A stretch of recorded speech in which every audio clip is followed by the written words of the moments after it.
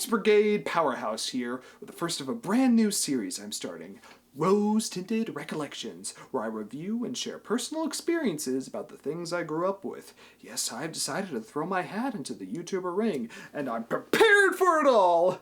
Grinding my soul into videos that just won't be popular until I have a better idea of what the fuck I'm actually doing. Making cringeworthy videos I'll need restraining orders against. Picking a style that reduces me to a baseline caricature of myself, desperately trying to live up to unrealistic standards lest I disappoint my audience. And of course, realizing my true self is what really wins people over, resulting in my best work and a gradual evolution of my content. While also dealing with endless hate mail for changing up my style. Well, until I either have an audience, get bored, or potentially cancelled. And for your crimes, you are hereby sentenced to a divisive apology video that will result in mass discourse and fandom outrage.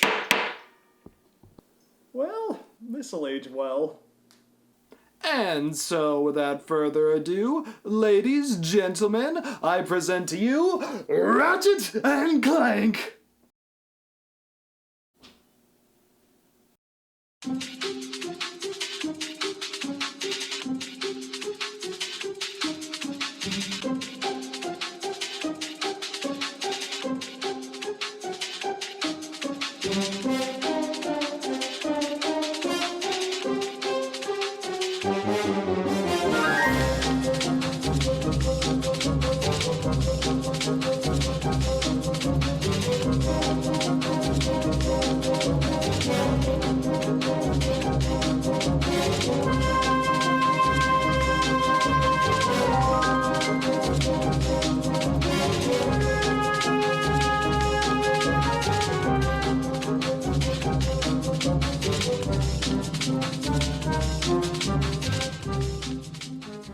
Some of my earliest childhood memories are of 3 distinct games. Ones I'm fairly confident were the first video games I ever played.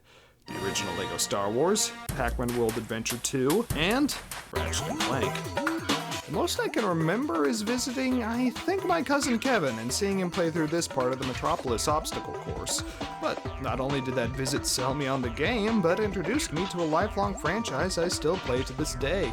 I must have been like 5 or 6 at this point, so this series has been in my life since quite literally before I could read. There's just one problem. I couldn't read. Kid me had no idea what any of these options meant, so opening up the game would always be a crapshoot of booting up my last save or restarting things altogether. But at that age, you're not really playing stuff to finish it. You're barely conscious at that point, so having fun is all that really matters to you. You could watch the same 3-hour movie on loop if you enjoyed it enough, no matter how annoying it might be. Oh, for 5 minutes. Could you not be yourself? For 5 minutes! Because of that, I pretty much just used the first few levels of the game as a sandbox to mess around in until about elementary school, when I finally was self-aware enough to realize there was an end goal or even a plot to get through, but it did help build my connection early on with the game. I remember so vividly waiting on the title screen with the crickets chirping and Ratchet fiddling with stuff. The atmosphere has always stuck with me. And that's before you've even started the game. But now I won't try to argue that Ratchet and Clank is some sort of epic masterpiece or anything like that, but when you're at that age and your mind's an impressionable lump of clay, every detail leaves its mark. Seeing the levels for the first time, letting the music and sound effects wash over me, it's an experience my younger self got completely lost in. Even the different pickups and voice lines are oddly nostalgic. Hi there, Fuzzball. Nowadays, I know the game so well I breeze past a lot of this stuff, but it's so intrinsically linked to my early memories of the game when I actually stopped to take them in, it strikes a chord I can't quite articulate. But now, as for the game itself. The original Ratchet and Clank is a 2002 third-person shooter and action platformer by Insomniac, best known for their work on Spyro the Dragon and nowadays the Spider-Man PS4 titles, with Ratchet and Clank serving the former as its PS2 generational follow-up. And while Sony doesn't churn out games as much as they used to, its latest game, Rift Apart, came out not too long ago in 2021. The series is best known for its cartoony antics, subtle adult humor, and the incredible pool of weapons and gadgets you get for each game. The original starts off simply enough, introducing our leads. Ratchet is an alien mechanic busy trying to get off-world with a do-it-yourself rocket, while Clank is a runaway robot in a mysterious factory. As he's pursued by his violent creators, he crash lands near Ratchet's home, the curious furry setting out to investigate. Here we have our tutorial segment, giving us a feel for the universe, as Ratchet's homeworld is one of the many planets in the Solana galaxy we'll be able to visit, each vast and beyond detailed with their own unique theming and obstacles.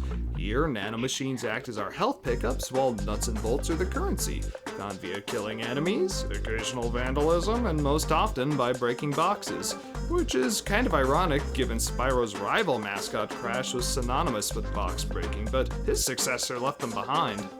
We're also introduced to Gadgetron, a weapons manufacturing company whose vendors supply us with most of our weapons and ammo, with their Alexa-like help desk giving us advice throughout the game.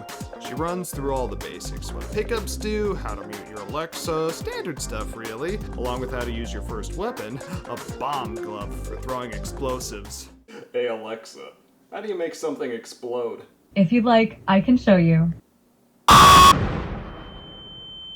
Along with the glove, you have Ratchet's wrench, which is good for melee damage and even works as a throwing weapon.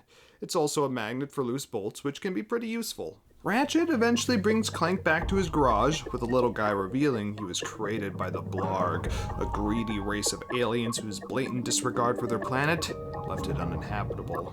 But rather than move world, they've decided to craft the perfect Frankenstein planet from resources stolen from across the galaxy, all under the leadership of the evil Chairman Drek. And if you don't like it, you can take your whiny, sniveling, snot-nosed populations, form a line behind me, and kiss my... We're still on? Well, turn it off, you idiot! And so it begins. Ratchet and Clank's adult humor has always towed a very fine line, but honestly, kid me never really noticed. You make me feel like a young boy again. Say what? Somehow.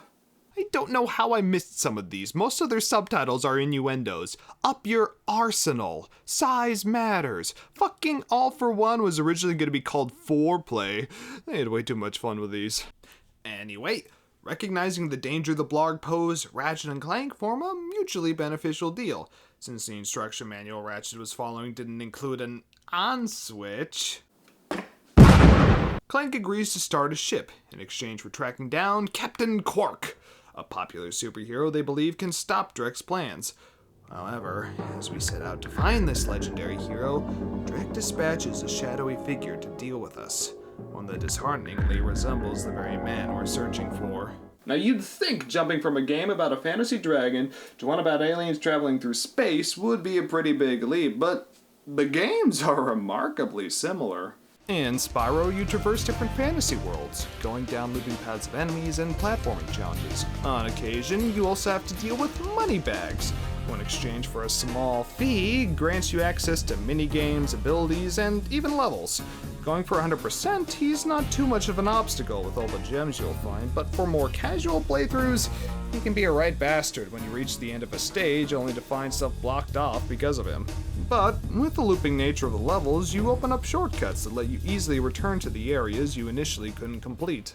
Now, Ratchet and Clank is structured almost identically to this, expanding on many of its core concepts. As you crash on the next planet, you land in this hub area with 3 branching pathways that, like Spyro, all loop back to this starting position. Going down the most obvious route, you face a gauntlet of enemies, ending with an NPC who gives you a new ship that won't explode this time, and one of the game's main collectibles, Infobots, which provide coordinates for the next planet and a video of what it's like. This one giving us our first hint of Quark's location.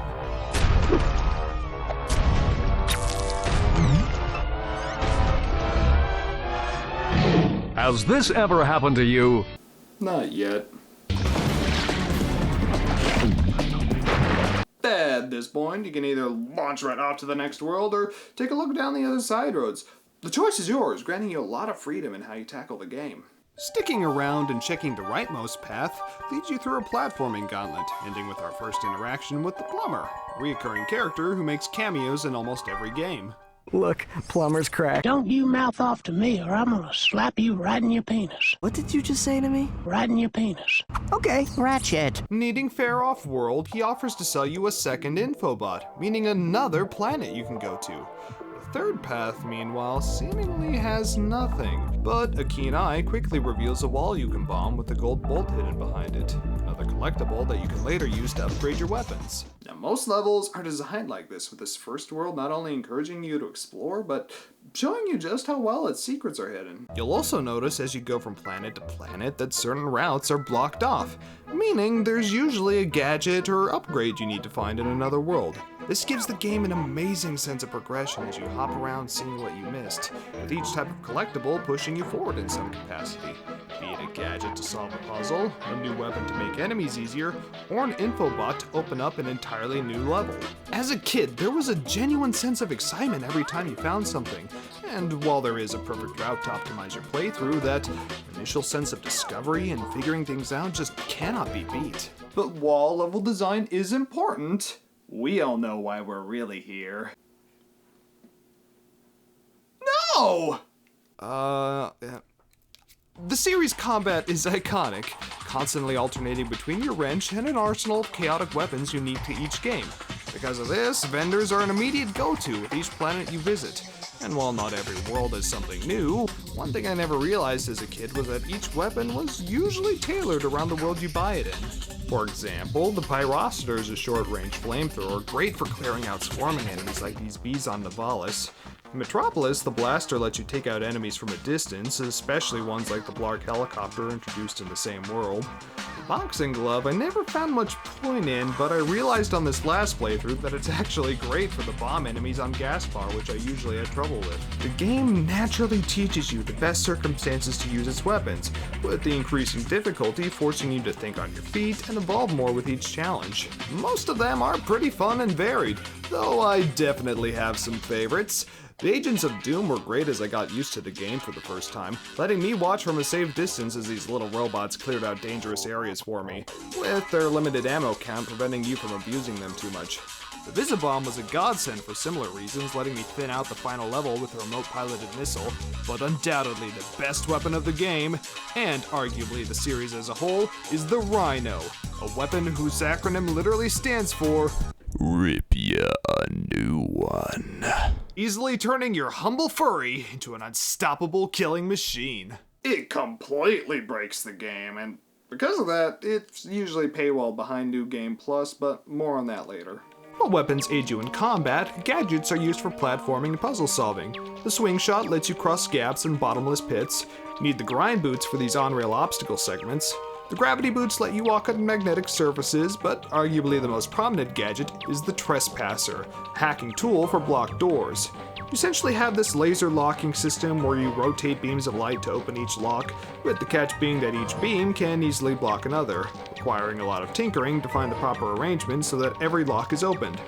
These were the bane of my childhood for how tricky a lot of them could be, and were usually one of the main stumbling blocks as I figured out the game for the first time. But as an adult, I can appreciate the thought put into them, especially as it and the other gadgets blend with the weapon mechanics to create a pretty timeless formula. Half crazy satisfying gunplay, half thoughtful brain teasers that can legit make you think, which not only showcases the variety in gameplay but the duality of our two leads. Speaking of which, as we pursue each Quark sighting, we gradually get to know the two of them. Ratchet, initially voiced by Mikey Kelly, is headstrong and a thrill seeker, while Clank, voiced by David Kay, is our calm and obvious voice of reason. Where Clank is book smart, Ratchet is street smart, and often corrects Clank's points of naivety throughout the story. Ratchet, though, is easily distractible, with Clank often needing to tug him away from the temptations surrounding them. In true buddy cop fashion, their personalities juxtapose and complement each other for a pretty fun dynamic. Clank, as one of the main characters, is also pretty important to your moveset. While he starts off as Ratchet's backpack, you gradually upgrade him, enabling you to glide to out-of-reach platforms, zoom through water, or strafe and ground pound with a jetpack. All of these not only add new layers to the platforming, calling back to Spyro's glide with Clank's helicopter mode, but are integral to 100% with the new areas you can reach or backtrack to.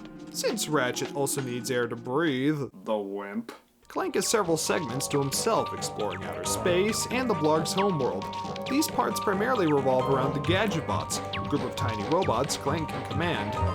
They are my children and I love them, and are great for taking down enemies too strong for Clank on his own, as you guide them past doors and other obstacles. They're a simple but fun change of pace that the games expand upon greatly as they go. But what I really love about Clank's mechanics across the board is that it reinforces just how much he and Ratchet are a team.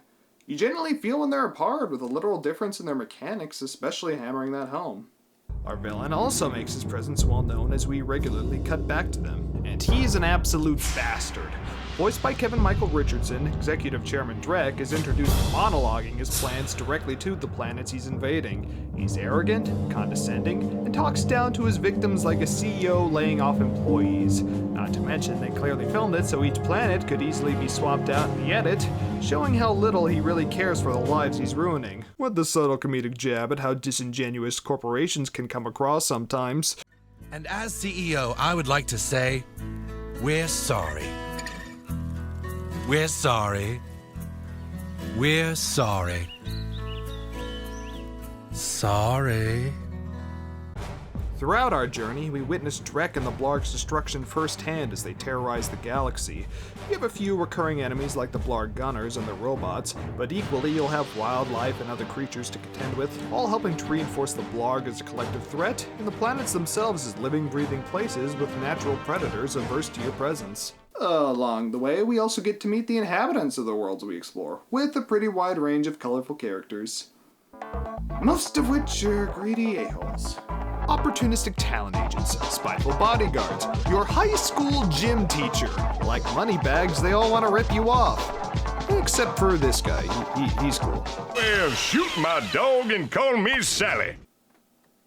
Eventually, they do help us track down Quark as we arrive in Blackwater City, where he's supposed to be hosting the hoverboard competition. We win the race, but rather than getting to meet Quark in person, we're greeted to this. Hi folks, Captain Quark here. It is my distinct pleasure to introduce this year's HoverCon Intergalactic Champions. Let's give it up for newcomers, Ratchet and Clank. Huh, now isn't that interesting?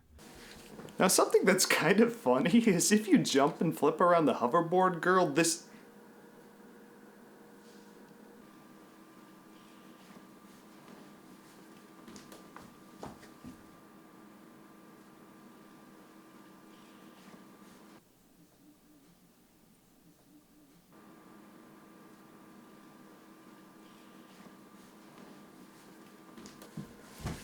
If you jump around her, this happens.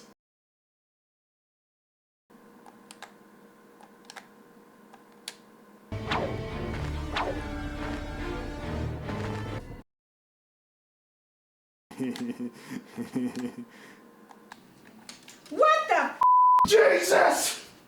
With the race as a bust, we have no choice but to try and reach Quark's trailer through the sewers.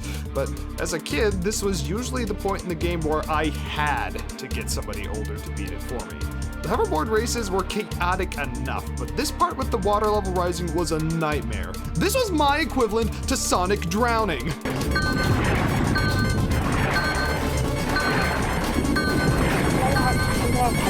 Even the puzzle beforehand was somewhat threatening, with these grates you destroy sounding like they're saying, "Now you done it." But we get through it, and finally meet the hero we've been searching for all this time. What's that? He's actually happy to see us, and invites us to a death-defying obstacle course to induct us as heroes alongside him. Now, if Blackwater City didn't do me in, this world usually would. It's like Quark is legit trying to kill us with these insane button and turret segments. And even if somebody older got me through them, there'd usually be something else I missed earlier to ensure that sooner or later, my journey would end. But as you'd expect, after years of owning the game, gaining more experience with it, and learning how to read, eventually surpassed everything that gave me trouble, which marks Ratchet and Clank as one of the first games I ever properly beat, barring more open-ended titles like the LEGO Star Wars games. And I carried that momentum with every game afterwards, including other ones that gave me similar trouble at the time. This bit was especially cathartic. Revenge! We quickly conquer Quark's killer cannonade of confounding contraptions, with Quark inviting us to step forward as heroes. However, something feels off. But before Ratchet can question things, Clank pulls us straight onto a trap door. Here, our fears are proven true. The legendary hero our entire quest was built upon is nothing but a washed-up sellout, eager to profit off Supreme Executive Chairman Drek's influence. He leads us to face a giant monster, in probably his most threatening scene in the entire series. You can always trust Gadgetron quality, or my name's not Steve. Okay, second most. They all were dead. Alien meat litter the streets. Okay, he's always terrifying. And plug the leak with just my left butt cheek. We survive, but things are far from okay, as a rift forms between our leads. Clank, still eager to defeat Drek, finds himself at odds with a burned Ratchet, hell-bent on revenge against Quark. With their original mission upended, you realize the two don't really know each other. Their quest began out of necessity, and you're made to feel that here as their goals suddenly clash with one another. But given Ratchet still needs Clank to start a ship, the two reluctantly carry on. Their mutually beneficial deal having a lot more tension behind it than before. Some of their earlier camaraderie does appear here and there, especially as the blog's reign of terror gets to Ratchet more and more. But for a good chunk of the game going forward, the two bicker like an old married couple. Beyond this point, the blog's destruction ramps up heavily, with our next world consumed in a full-blown war trying to fend them off. They even go out of their way to pollute the oceans of an innocent vacation resort, with one of our newest gadgets letting us take out their waste ships in a simple but cool ship segment. After stopping them from blowing up an entire planet, we eventually managed to track Quark down to a Blargian space station, where Drek has set up another ambush. Despite Quark towering over him, the game makes it pretty clear who's in charge between the two, with Ultimate Supreme Executive Chairman Drek lording his wealth over the former hero.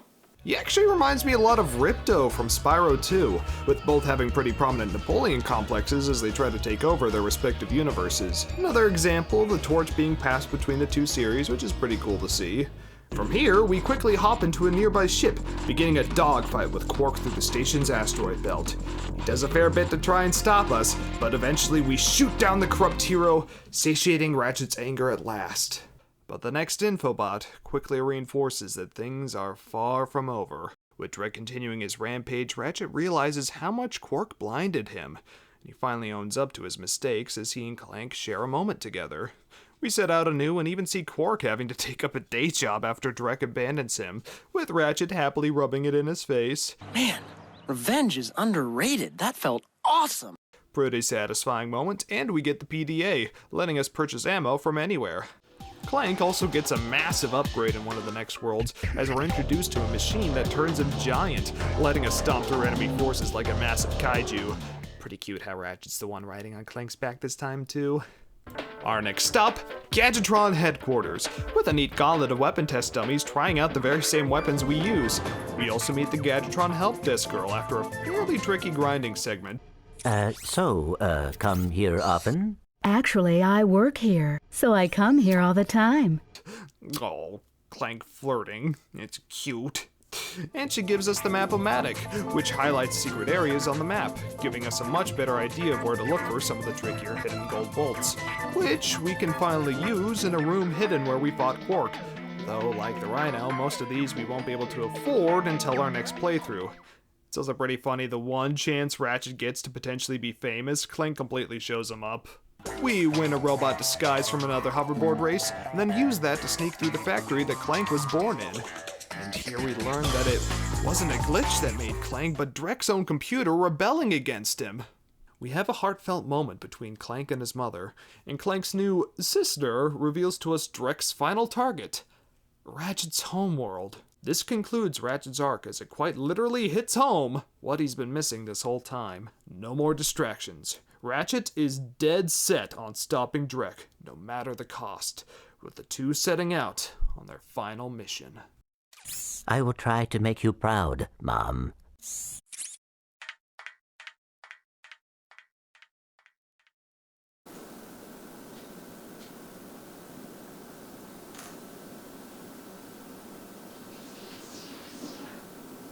I'm not crying, shut up. We blast our way through Dreck's fleet, with the game testing our knowledge on everything we've learned up to this point. We eventually make our way to the planet's surface, where dozens of Dreck's elite troops await us, including tanks and attack ships that join the wildlife from the start of the game. And it's pretty cool our adventure has basically come full circle. It's so poetic. The stakes are ramped up as well as we race to stop another doomsday device from blowing up the planet. The music is more intense, the enemy's the toughest we've had to deal with so far. It's appropriately fitting for our final confrontation, and at the end of it we have a pretty epic moment stopping through a wave of the enemies that gave us trouble as Giant Clank. It even seems like we'll have a kaiju battle as Dreck appears in his own mech to fight us, which suits him pretty well thematically. He obviously can't fight us directly, so he cowers behind his wealth as usual, and what I imagine is probably his most expensive and powerful weapon. Being the absolute bastard that he is, though, as soon as we attack him, he shrinks us down, forcing us to fight him legit with our main arsenal. And unless you saved up for the Rhino somehow, he does not go down easy. With a huge range of weapons you have to avoid as you hop from island to island, chasing him to his doomsday weapon. As we close in for the final part of the fight, Clank tries one last time to sympathize with his people's plight. But, like a true corporate overlord, he screws over even his own race. Dreck gleefully admits to being the one who polluted their homeworld. Also, he could reap the profits selling land back to his people, with the intention being to repeat the process over and over again. Which I think is fair commentary, with the heads of big corporations being the true evil compared to the dregs below them just trying to earn a living. Not even all the bad guys are bad guys, but you have to wonder at this point, is the galaxy even worth saving? Not even just Dreck, but almost everyone you've met up to this point has either charged or cheated you in some capacity. Even the weaponry and gadgets you wield all feed back into another massive corporation, likely with its own shady practices you're not aware of. But oddly enough, the plumber, I think, is a good answer to this question. He's just your average working man trying to get by. In the case of the Blarg's invasion, he literally needed money to get off-world and survive. We all do in our capitalistic society. What really matters is being able to take a step back from the distractions and greed to focus on what really matters. Making friends and helping others. That's how we make a difference, and that's what makes a true hero. That and blowing greedy executives to Kingdom Come.